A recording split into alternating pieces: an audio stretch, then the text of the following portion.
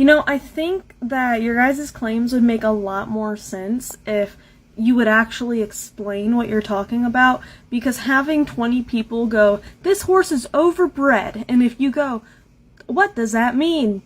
It's, well, they're overbred. Like butter? Like, what are you talking about? It's not, firstly, an extremely dished face a lot of times. It's just the aesthetic of the horse.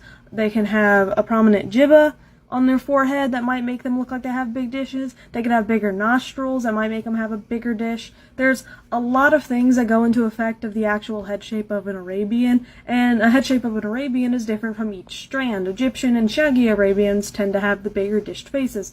El Rey Magnum is like the big halter horse that got the entire, like, oh, well, they're overbred type thing. But the problem is that El Rey Magnum has had no health issues. He's perfectly fine under saddle, and there's literally nothing wrong with him.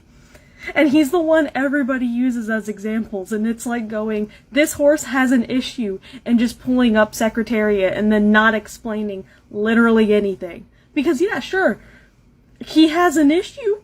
The issue being he has no issues, and everyone's claiming he does. But when you guys are constantly going, look at the muzzle, he's overbred. Overbred would imply that there are too many Arabians, and in fact, the Arabian Horse Registry registers pretty much half the amount of horses of each previous year. So Arabian's popularity has been declining over the past 20 years.